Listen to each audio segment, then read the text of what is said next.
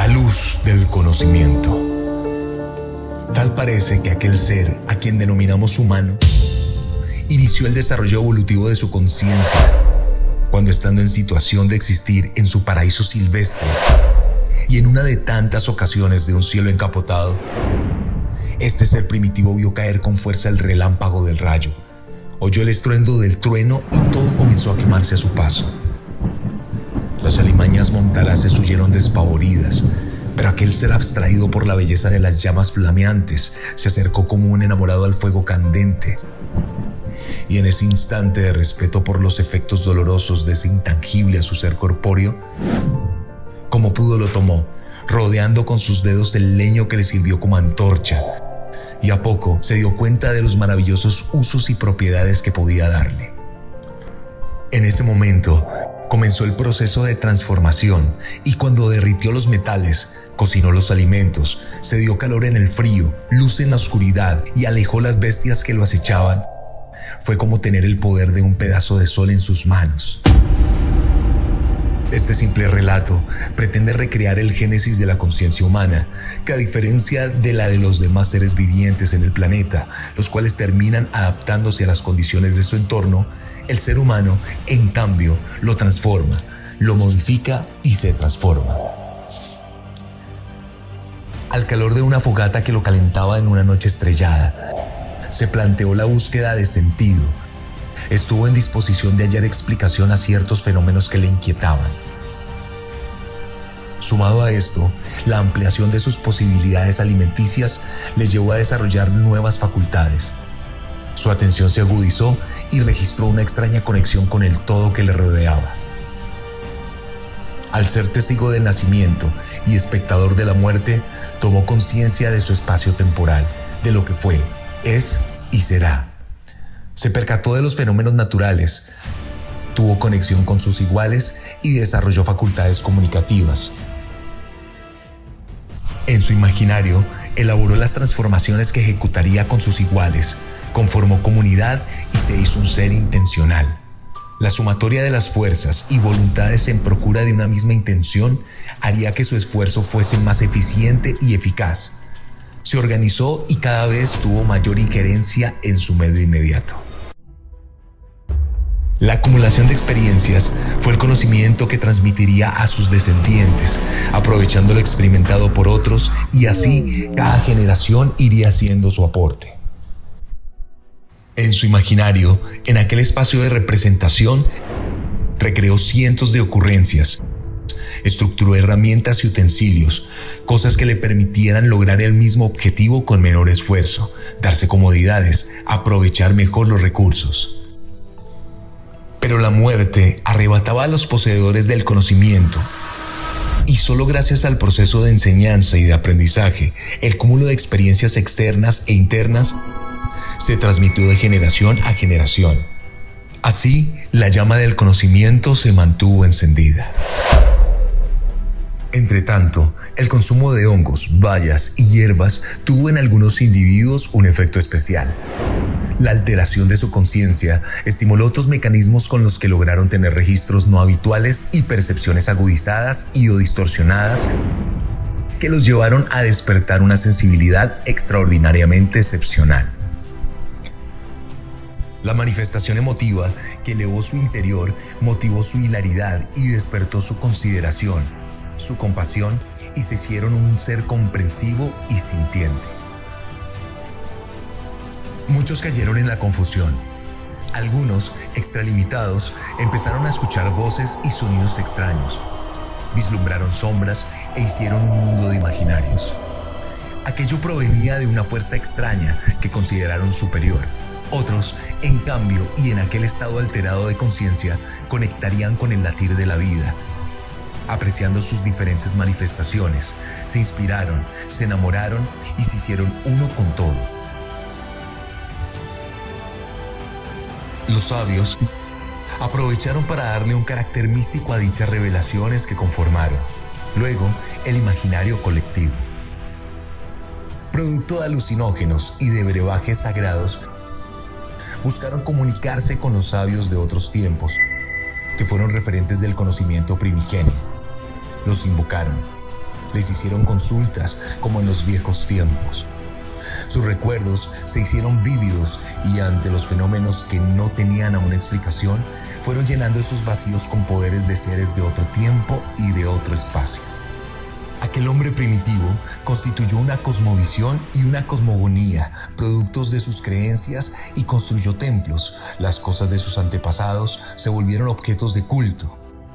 Además, hicieron en piedra la imagen escultora de aquellos sabios, crearon estatuillas de providencia divina, sacralizaron tumbas, inventaron rituales funerarios y ceremonias en campos energéticos para hacer peticiones, purificaciones y curaciones.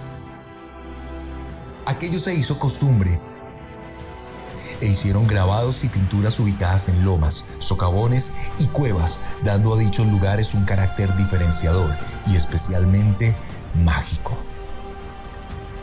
Inquietados por el misterio de la procreación, sumado al dolor de la ausencia, estos aborígenes se resistían a aceptar el hecho de la muerte y constituyeron en su imaginario paraísos y cielos, donde el existir energético de la vida, obra o pensamiento no se diluía por completo. En esto hallaron sosiego y consuelo. Todo aquello conformó la sabiduría ancestral. En el más allá nacieron los dioses y el humano se hizo suplicante, peticionario y ofrendante, a fin de mantener contacto con sus divinidades. Se hizo igualmente grato y se dio a los sacrificios para adorar a esos agentes superiores. Aquellos que tenían experiencias más diáfanas eran revestidos con poderes y tenían la potestad para transmitir a todos el mensaje que recibían en trances o en sueños. Buscando anticiparse a los acontecimientos, entrenaron su precognición y se hicieron profetas. Estos excéntricos personajes intermediaron entre el mundo de lo celestial y de lo terrenal, y como mediums entre lo mundano y lo espiritual. Se dieron a la adivinación, acrecentaron sus poderes psíquicos y accedieron a revelaciones ocultas para los demás mortales. Se hicieron sabedores de lo finito y de lo infinito. En sus raras consultas, muchos hicieron creer a sus comunidades que el ser humano, pese a su capacidad intencional, ya tenía un destino establecido y por demás sincrónico. Los demás, cediendo a su voluntad, se hicieron simplemente creyentes y no tuvieron más que depositar en estos sabios su confianza y su buena fe. Aprovechando su condición, estos sabios utilizaron aquel poder como un encantamiento que canalizaron para su propio beneficio y el de quienes, por poder divino, serían bendecidos y nombrados gobernantes. En sus sienes descansarían las coronas de reyesuelos que le darían su trono a sus hijos y a los hijos de sus hijos por generaciones, convirtiendo a los demás en viles lacayos y sirvientes. Se hizo así un armado social en el que se establecieron las religiones con sus deidades omniscientes, externas y superiores al ser humano. En paralelo, se desarrolló la magia y sus técnicas ocultas que pretendían el desarrollo de poderes misteriosos. Los patriarcas sentarían las bases de los valores morales, normas de comportamiento, jerarquías, rituales y protocolos, disposiciones y preceptos, premios y castigos. Y se lanzaron sentencias que coartaban al individuo en su pensamiento, palabra, obra u omisión, y se dieron el poder de regir sobre la existencia humana. Así mantuvieron un orden. Se oficializó una lengua, se establecieron costumbres, se construyó un imaginario de cuentos inverosímiles, de fábulas mágicas, para que nadie se inquietara por el origen. Se divinizó, se le dio el carácter de sagrado. Aparecieron los guías, los enviados, los iluminados y los semidioses, y esta vertiente de la historia aplacó el interés por descubrir, por investigar y por dar explicación a los fenómenos naturales del entorno. Pero llegó el tiempo en que despertó el amor por el conocimiento y llegaron los filósofos quienes lanzaron hipótesis, variantes de las creencias y plantearon nuevas formas de organización social. Y se dispuso de bibliotecas para almacenar el conocimiento. Se dudó de las creencias, Se pusieron en tela de juicio los mensajes del más allá y se transmitió oralmente los planteamientos que harían pensar a la humanidad. De ellos se crearon escuelas para transmitir lo verdaderamente importante, y de estos intercambios se planteó la democracia. En el ágora pública se argumentó con razón y en la suma de voluntades se tomaron decisiones que regirían una sociedad entre seres racionales. Y se pusieron en duda los dioses. Y hubo quienes ubicaron al ser humano como la medida de todas las cosas. Y se dio importancia más a la experiencia que a la creencia. Se partía, por supuesto, de la hipótesis, de la idea y de la inocente creencia hasta llegar a la experiencia, a la comprobación, a la certeza. Maestros que analizaban los fenómenos apartando a la humanidad de las ciegas creencias. Y se hizo incursión en la medicina. Se trató de considerar que el conocimiento exquisito, profundo y verdadero era el conocimiento de sí mismo. Y la conciencia humana tuvo un destello de esplendor. La luz de la razón le iluminaba de nuevo. Guiaría su camino de comprensión en comprensión. Aquel ser humano dejaría atrás su miedo a la muerte. Aquella señal de la conciencia trajo del mundo de las ideas las razones que darían al traste con las efímeras creencias. Mas sobrevino el tiempo de los trogloditas. Los creyentes se escandalizaron al presentir la decadencia de sus dioses, y entonces, al sentir su fe amenazada, acudieron a la violencia, quemaron los templos del conocimiento, se aferraron a sus asquerosos poderes de dominación e impusieron a fuerza la sinrazón. Los creyentes negaron a los pensadores, señalaron a los maestros filósofos como herejes y sumergieron en lo profundo de las tinieblas, por siglos, la humanidad a la que hicieron sentir avergonzada, pecadora y sumisa. Aquella pobre gente, en posición genuflexa, acudió a las plegarias, a la triste condición de aceptar la existencia de libros sagrados escritos por hombres, pero dictados a través de sueños por los dioses, y, a la fuerza, se obligó a creer en poderes sobrenaturales, en milagros y en hechizos. Resurgieron los fantasmas y los elegidos volvieron de ultratumba. Así, y cayendo en el vil encantamiento, reaparecieron los santos y los redentores, se reforzaron los reyesuelos y demás conquistadores que justificaron la barbarie en nombre de sus dioses omnipotentes y mandaron a exterminar pueblos enteros para predicar y para evangelizar en nombre de la fe. Perpetradores de la barbarie, el viejo continente condenaría a la muerte a los filósofos, quemaría vivos a los maestros de entonces, tomaría por brujería la medicina, por falsedad la astronomía y con ellas desterraría a quienes investigaban u opinaban distinto. Obligó a la inocencia a casarse con el poderoso, negando su capacidad de amar. Negó la sensibilidad humana y sometió a la fuerza de la sinrazón a los seres humanos que poblaban el continente negro, argumentando que carecían de alma, para así esclavizarlos para su provecho en pos de explotar los recursos del nuevo continente. Y cuando los que creían en duendes, brujas, angelitos y vírgenes cayeron en cuenta de su absurdo, cuando se tradujeron los libros sagrados a los idiomas del pueblo y cuando se sometió al juicio de la razón sus dogmas, aquel poder secreto quedó expuesto. Su ruin y miserable condición los había llevado a la más violenta época de toda la historia, el periodo del oscurantismo. La conciencia humana cerraba sus ojos, su luz era sofocada. Este desdichado tiempo de oscuridad de la humanidad duraría varios siglos. Mas un día, después de varios siglos, se avivó la llama del conocimiento y la humanidad sintió el renacer.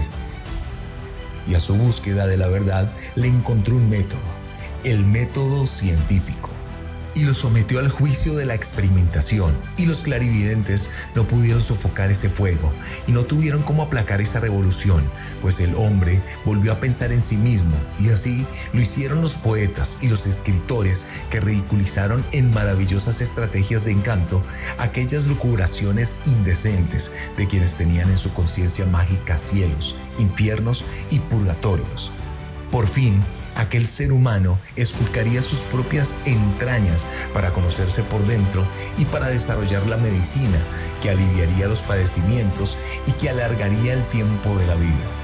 Ya no dependía de súplicas y de sacrificios vanos, ya había llegado la ciencia. Se abrió paso a la medicina y estudió los astros, generando la astronomía que dejó atrás y sin fundamento a la astrología. Y desdeñó de los ritos y de todo aquello que supuestamente regía el destino del hombre. El ser humano recobraría su libre albedrío arrebatado por los poderosos devotos de la fe que determinaban el futuro humano y que sostenían que todo estaba escrito. Ciencia y tecnología, arte, cultura, se pintó el hombre, se esculpieron sus atributos, se desafiaron los cielos y el humano, que no podía volar, construyó artefactos que hoy son capaces de atravesar continentes y agudizó su vista con telescopios y se sumergió en las profundidades de lo microscópico y entendió el lenguaje de la vida y conectó con la verdadera sabiduría tratando de enderezar el rumbo. Con el tiempo, aquel despertar de la Ilustración desataría una revolución. Se pregonó la libertad, la igualdad y la fraternidad. Nadie tenía poderes superiores, nadie era considerado un mesías ni un enviado por seres divinos. Se desdeñó de la caridad y esta fue reemplazada por la solidaridad. Se liberó al ser humano de la sumisión devocional. Y los ideales de los derechos del hombre como ciudadano se regaron como pólvora. Y se destronaron a los reyesuelos y se condenó al séquito de imbéciles que los defendían. Pero los reyes de otras partes se defendieron y, como era ya habitual, por la fuerza recuperaron sus tronos, pero la semilla de la libertad había sido sembrada. Y de muchas partes se desterró al rey y se abolió la esclavitud y se construyeron colegios, universidades y templos del conocimiento, posibilitando la democracia propia del tiempo de los filósofos griegos. Cayeron los conquistadores vencidos por los libertadores, los luchadores de los derechos humanos. Hoy por hoy, la ciencia y la tecnología avanzan a horcajadas. La magia y el misticismo, la religión y sus dogmas luchan por no desaparecer, pero para muchos sus preceptos ya no son sino parte de un cuento de hadas. Otros menos atrevidos preconizan desde las aguas tibias de su indecisa confusión la reestructuración de una nueva espiritualidad que, mezclada en un salpicón de creencias vanas, genere todo aquello que pueda dar sentido trascendental a sus vacías existencias. Dados a lo confuso, otros experimentan, como los viejos druidas, con sustancias psicoactivas para tomar contacto con lo desconocido. Hoy por hoy padecemos de muchos males sociales. Hay miseria en el planeta, hay luchas entre engañadores y engañados. Ha llegado la hora de tomar las banderas de una causa social. El mundo necesita de revolucionarios, no de renunciantes. Se requieren a gritos seres conscientes y ecuánimes que nos conduzcan por la senda de la razón. Debemos hacer frente a los violentos y encarar a los que aún luchan por sus dioses muertos. Debemos levantarnos por encima de quienes quieren perpetuarse como reyesuelos. Debemos enfrentar la confusión. Es hora de tomarse los templos del sinsentido, de derrocar a los sumos y a los reverendos y de ponerlos en el plano humano. Basta de mentiras y de engaños, basta de supuestos mundos paralelos y de divinidades poderosas. Es hora de asumir la humanidad en pos de una nación humana universal, paz, fuerza y alegría.